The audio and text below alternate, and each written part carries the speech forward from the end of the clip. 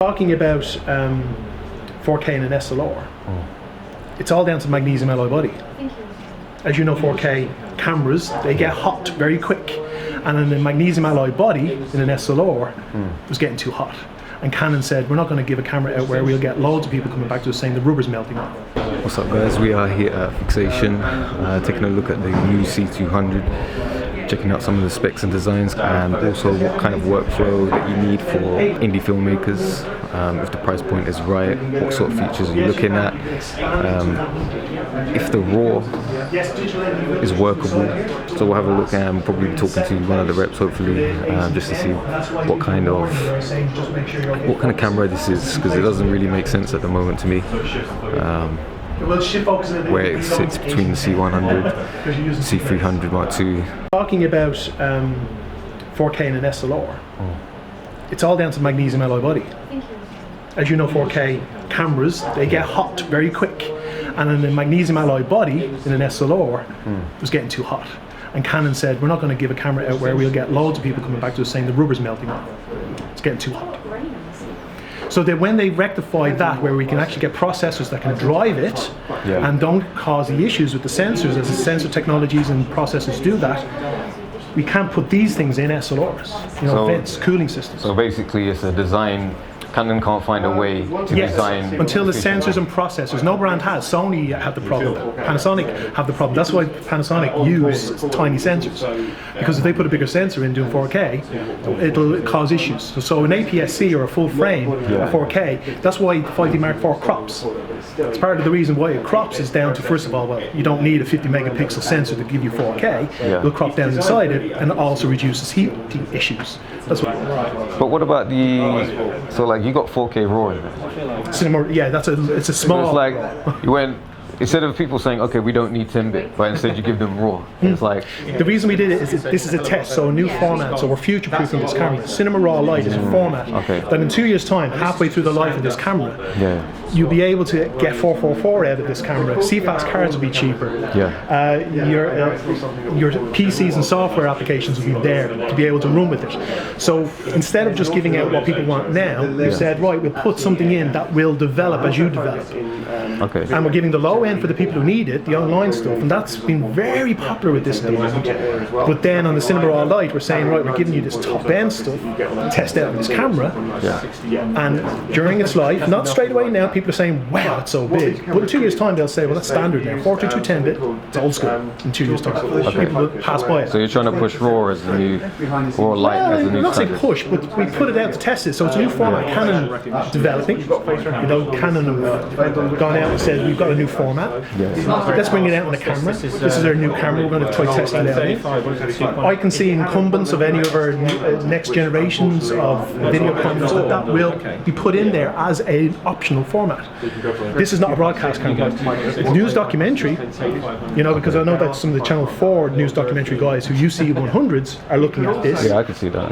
But it doesn't need 422. They don't require it. Okay.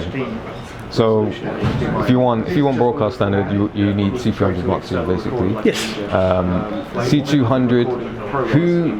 I know you're saying it's for people who want quick delivery and stuff like that. Internet Protocol TV is one of the heavy places for it. Independent filmmakers, wedding videographers who are looking for 4K content. So we've had a couple of guys who do Asian wedding videos, currently using C100s, getting asked for more 4K content. I know 2 guys up in Birmingham have bought this camera to replace the C100s for the Asian wedding video marketplace, because bigger productions. And they want to put it on drones, they want to put it on gimbals and stuff like that as well, because they're very creative.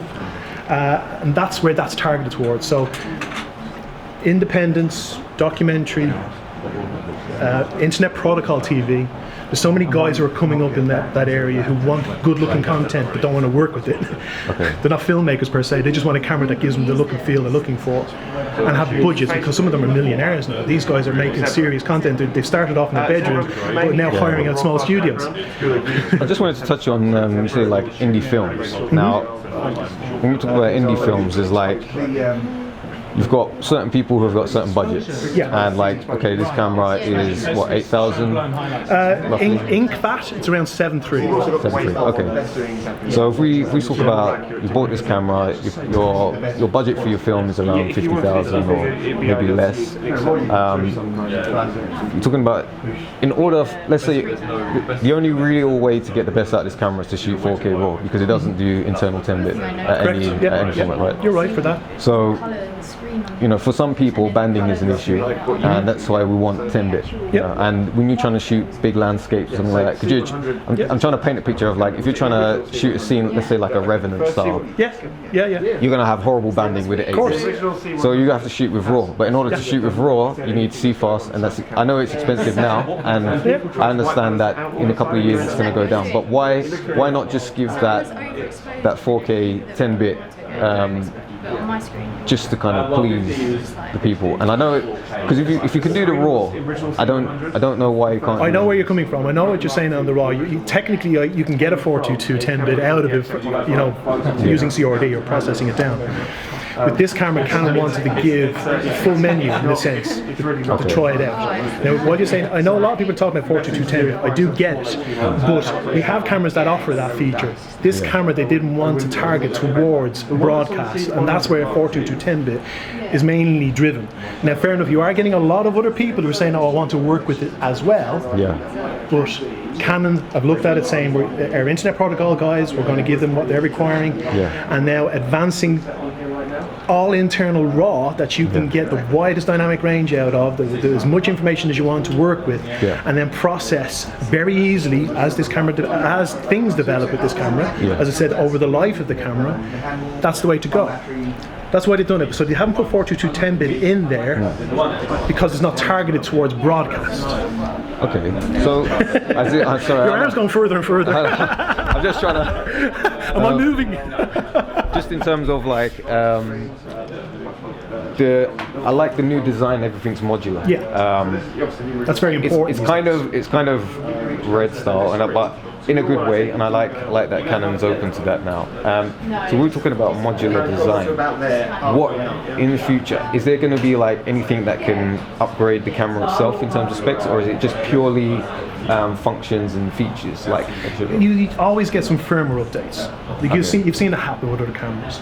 Like the firmware update that's coming out next February, the XF8EC 8-bit, which will be brought out in February next year. Other things. So when you're talking about the processor and the boards that are inside there, they can do certain things. And of course, as the product goes out there and we get more feedback from the industry saying it would be great if we can do this, that and the other, then you potentially, when they look at it, be able to do those updates in the camera. Like anything with a professional camera, or not like a consumer camera where it's just consumer, it does what it does. If you need something new, you need to replace it, you have to give some space. The C300, the C700, they've all had those firmware updates. So that's potential, but that's down to as it's used and people saying, right, we found out something that doesn't do or doesn't do as well as we'd like. There's potential there for a brand, any manufacturer, Sony, Panasonic, Canon, Red, all those guys, to be able to put that into a camera over its life. So when you see a camera come out initially from its end of line time, you know, when it's finished its life in 4 or 5 years time, that's kind of natural rotation. You might see a not completely different camera, but you'll see a transition from what it did when it came out to what it finished up being with all that feedback. What's up, guys? We've got the C200 here in my hands. Just going to go through some like conversations that I had and what I think about the camera in terms of the suitable for indie film. Because really that's what I feel like this camera was aimed at, coming from the C100, obviously over. So yeah, in terms of like comparisons to the C100, it feels good. The hand grip feels way better. It's got a little bit of weight to it, but that's pretty good if you're going to do like easy pans and stuff like that. Top handle, so they've changed the design of it. So they removed the XLRs and now they put it on the camera, which is good as well. And when we're looking at, in terms of the design, it's very similar. I thought it was a lot chunkier, but it doesn't feel like it's too big. I would like to have seen maybe something. I mean, like, okay, you can hold it like that, but maybe some sort of solution to hold it. Maybe that's something they could consider in the future. And in terms of the specs, really the only good thing about it is the 4K RAW.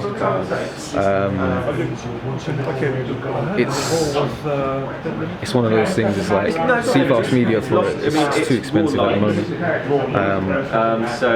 Who is it aimed at? I don't really know. We've seen the previous conversation. We've talked about where Canon. It's a design problem, from what I'm gathering. They can't figure out how to do it in a cheaper body, which is in essence what I think they were trying to say. If you've got 128 gig card, you get. I think if we're looking at, if you are from C100 market and you want better images and you want that upgrade to something like more spectacular. This, I don't know. Is it worth buying this over a C500 monitor? Onto 128 C-fast card. I'm not sure. Do you need autofocus? C-fast You got it. This is you've got DPAF. This is, I'm like focusing right now and it's like snappy. I'm literally like just pointing and it's just straight on going. It does seem to have a little problem with like less contrasted areas, but I guess you're going to have a contrast everywhere.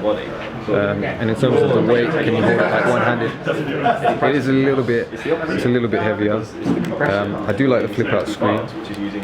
It's nice and modular. Designs, they've got an improved shock mount on there as well, so you can see. That's pretty cool. They've got the record button here. It looks very fishy to the Red's record button, if you can see that there. The camera's not too big. It's not too big. I think if you're a documentary shooter, you will like this. It does feel a little bit heavy actually. Now that I'm holding it, I don't think you could hold this more than 30 minutes. But I think it's nice. What would you say is the camera's dynamic range? I like all the button placements as well on the back. They've made it more better. And also the screen's got the menu buttons, which are much more simple. So that's pretty cool. So you've got a little button here on the side to see that. It says mirror. So when you push that, you can see the monitor here. It actually flips it around.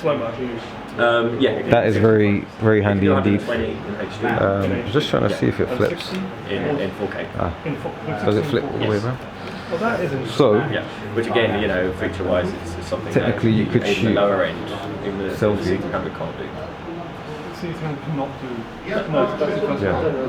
you could, if you can see that, you can actually see yourself from there. Something maybe to think about for putting out quick videos and stuff. I do think that the 4K 8-bit is a problem. However, if there's a way, if CFast cars get cheaper and there's a very quick way to convert the 4K RAW, and we're talking very quick, I don't think it'll be a problem. I think you'll be shooting RAW all the time. And I guess I appreciate the effort and what they're doing in terms of trying to make that it's almost a unique format. It's almost like what Red's done, with the compressed RAW and everything like that. Who is it for? I think if you can afford CFast now and you can handle the storage media, it's probably the best Canon camera aside from the C700. I don't think better than C100 and C100 Mark II? Yeah, 100%. Steadiness, because you can't walk around with it. Key features, low light, if we're talking Sony's low light. Get it on a gimbal. We've got a proper video camera here that will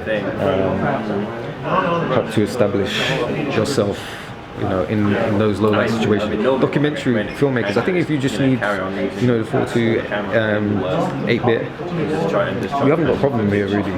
You know, this is really a unique. It's got a lot of unique features. I really like this screen as well. I didn't think I would like it, but it's actually really handy.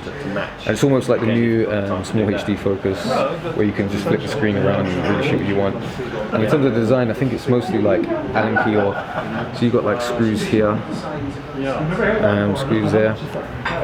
You know, I've got quite small. I've got small hands, so my hands don't fully grip, but it does feel comfortable. I'm feeling a little bit of like forearm tension from where you're kind of like holding it, but there is a big battery in the back of it, so that's something to consider. It's got dual SD card slots, so you could have your proxies in there. SDI out. I think SDI out is 2K 10-bit. Oh, watch out this one. Sorry. So, thinking about having lenses. Is it worth the price? I'd say it's down to the individual. You're going to spend a lot of money on storage. You need to think about that. It's not as simple as getting the 4K RAW, putting it in, converting it.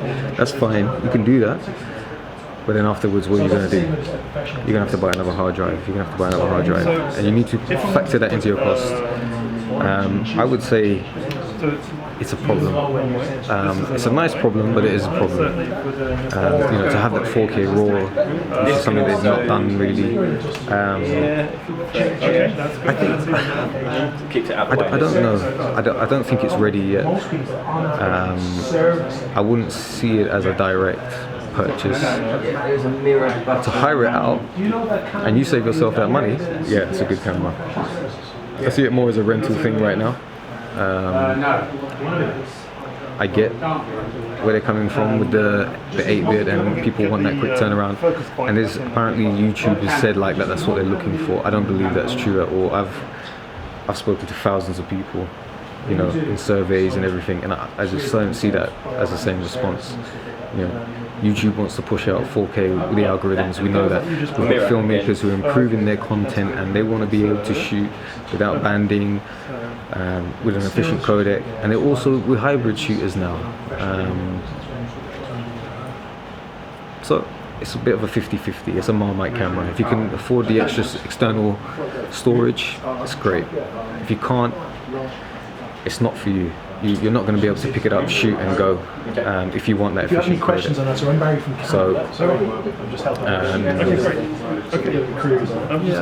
I'll give a little feedback overview afterwards. And yeah, let me know what you think. Do you think that it's good? How is it compared to the Panasonic EVA1? Obviously, one could work through this. You can. I don't know. It's a tough market right now. We've got good features. It's got a load of good features. You know, the low light, the autofocus, the built-in NDs, XLRs on the body. You can change lumens. The 4K RAW. But at the same time, you know, it's the end image that you're worried about. There's no Canon-made loop for this screen because it's touchscreen as well. So you do have your large EVA. who knows? Anyway, over and out.